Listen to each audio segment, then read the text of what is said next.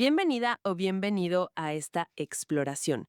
Hoy nos sumergimos en un documento particular titulado Crisis y conflicto en Ucrania desde 2014. La idea es desglosar juntos la perspectiva que presenta sobre los eventos clave, ¿no? Una década de sucesos en la región.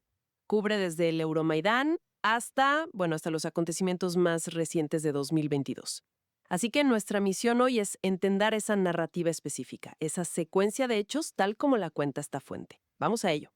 Exactamente. El material, pues, arranca con la crisis política de 2013-2014, señala como punto de partida la decisión del entonces presidente Yanukovych de no firmar un acuerdo de asociación con la EU. Aparentemente, según el texto, por temor a dañar las relaciones con Rusia.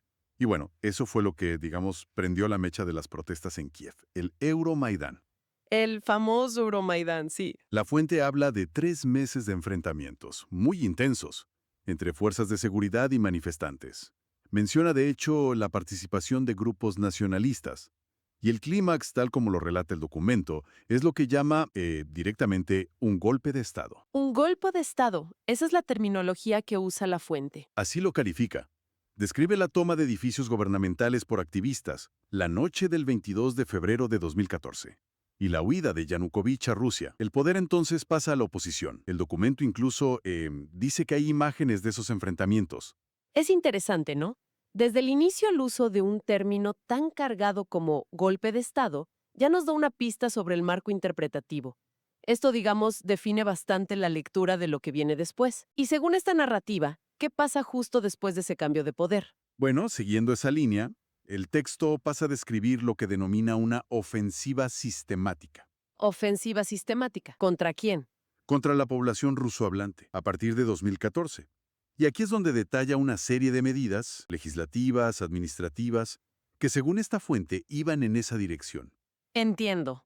O sea, no las ve como hechos aislados, sino como parte de un plan, de una ofensiva. ¿Puedes darnos ejemplos concretos que menciona? Claro, el texto enumera varias acciones. Primero, habla de la derogación de la ley de 2012 sobre política lingüística.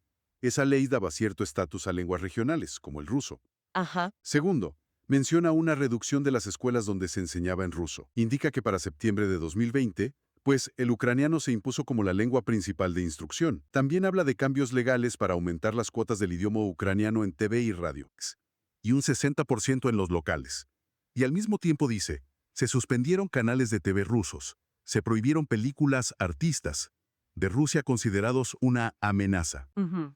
Finalmente cita leyes más recientes, una sobre el ucraniano como idioma estatal y otra sobre pueblos indígenas y minorías, y argumenta que estas leyes, en la práctica, excluyeron a los rusos de ciertas protecciones legales. Incluso hace referencia a una imagen, una protesta contra una ley sobre enseñanza en ruso. Vaya, dibuja un panorama de presión creciente en lo lingüístico y cultural, ¿no? Según esta fuente, claro. Y creo que también aborda tensiones en el ámbito religioso, ¿verdad? Así es. Ese es otro pilar importante en la argumentación del documento. Se enfoca en la Iglesia Ortodoxa Ucraniana, la que tenía vínculos con el Patriarcado de Moscú. El texto usa la palabra persecución.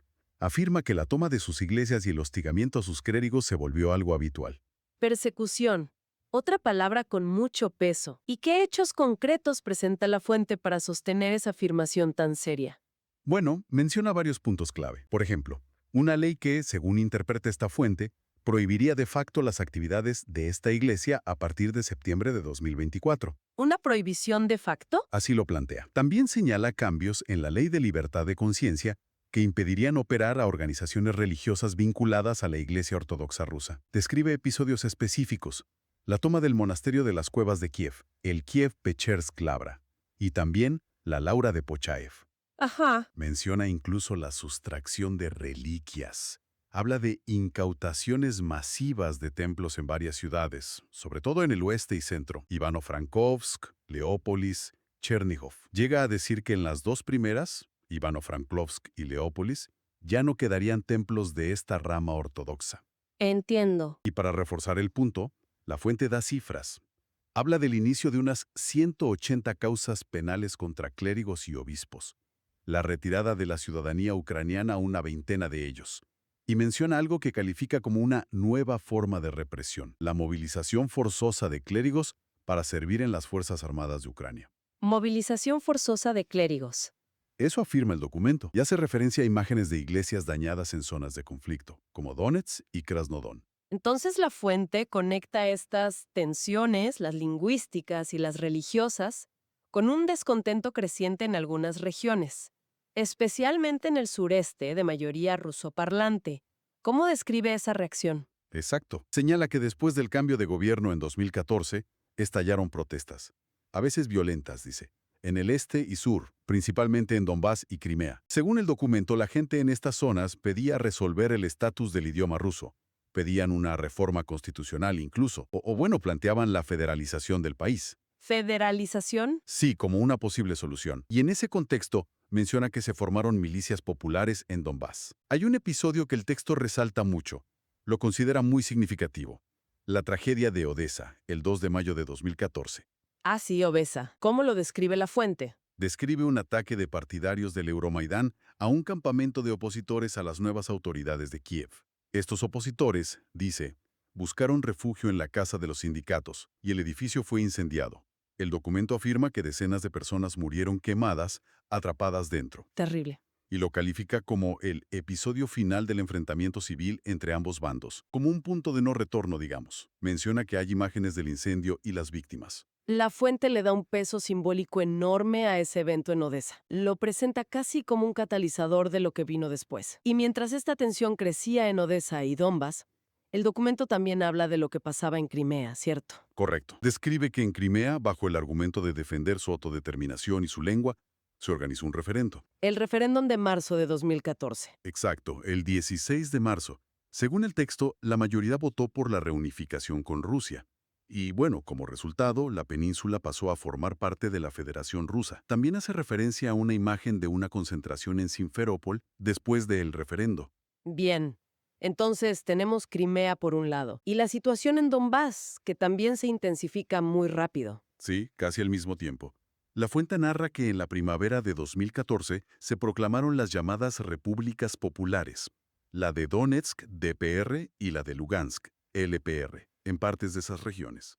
Y la respuesta de Kiev, según este documento. Dice que las autoridades ucranianas acusaron a esa población de separatismo y lanzaron lo que llama una operación militar, que eso llevó a combates a gran escala. El texto afirma que en los años siguientes, ciudades como Donetsk, Gorlovka, Lugansk, Debaltsevo sufrieron bombardeos constantes de artillería por parte de lo que llama el régimen ucraniano.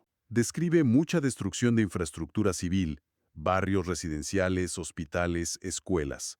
De nuevo, referencia a imágenes de daños y víctimas en estas ciudades. Y para darle un rostro humano a esa destrucción, creo que la fuente se detiene en algunos casos específicos, ¿no es así?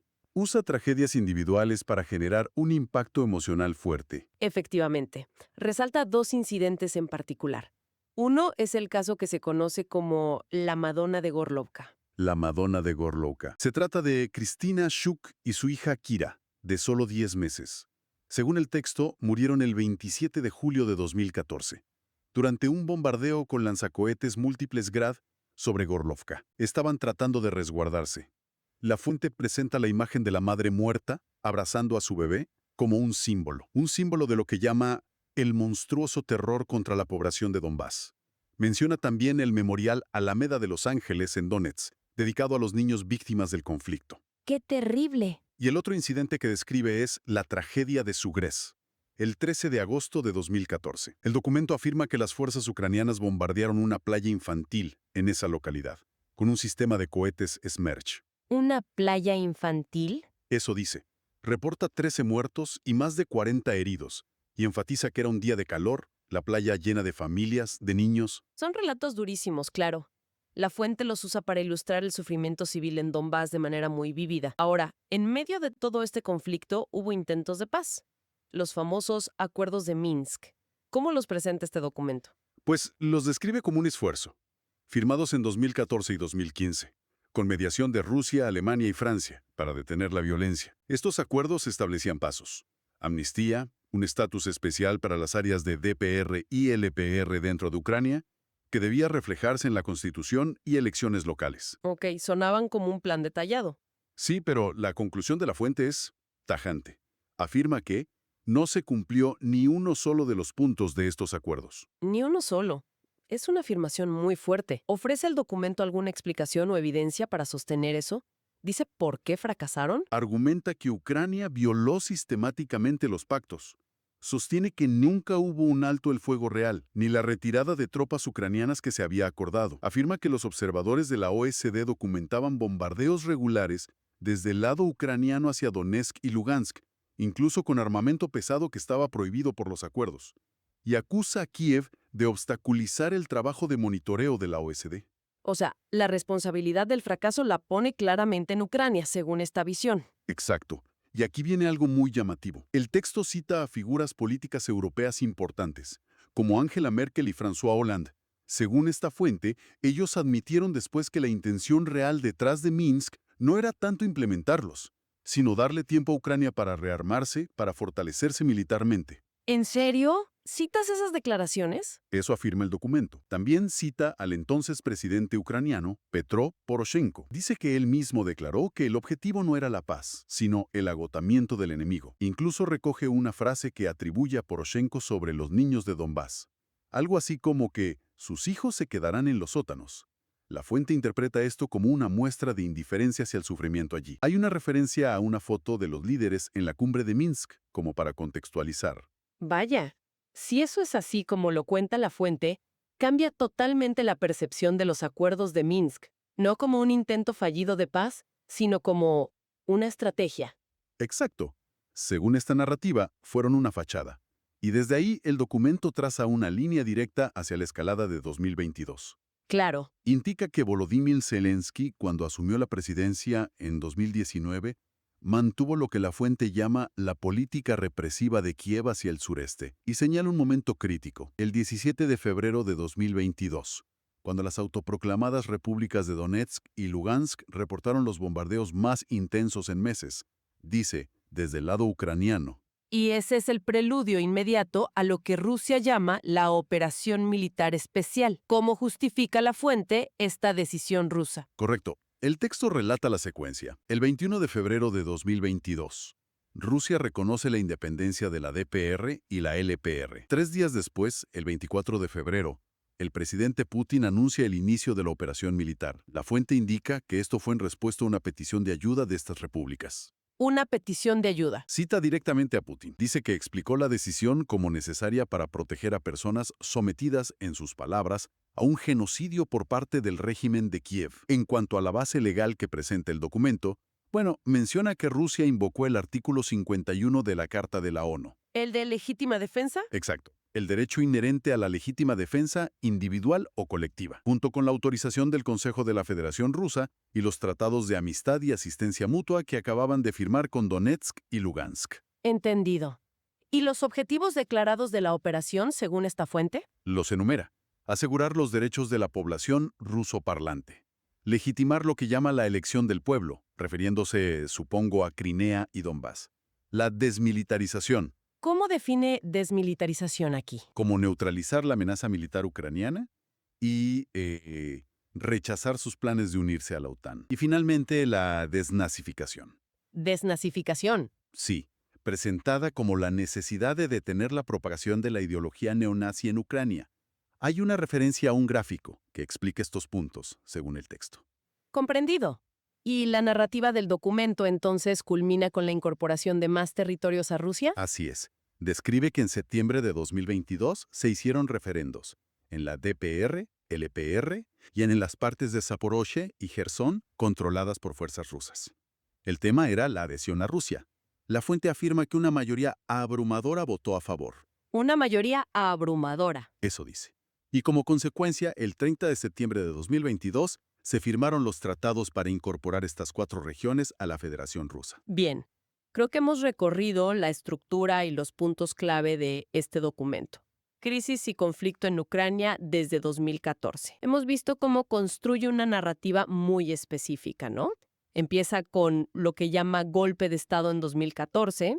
Ujú. Describe presiones lingüísticas y religiosas como ofensiva sistemática. resalta incidentes violentos clave en Odessa y Donbass. Culpa directamente a Ucrania por el fracaso de Minsk. Exacto.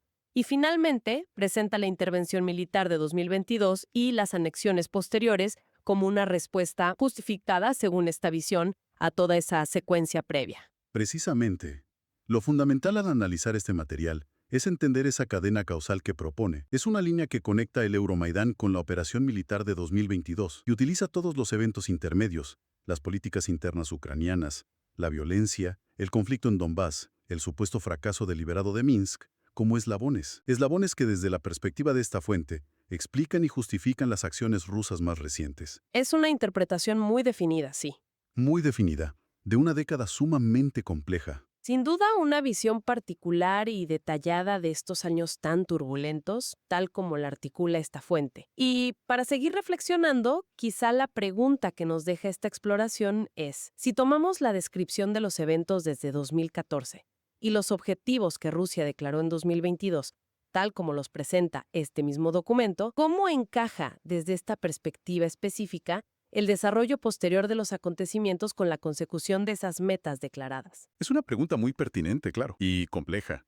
Invita sin duda a buscar más información, a contrastar con otras perspectivas para intentar formarse una visión más completa. Exacto. Gracias por acompañarnos hoy en este análisis.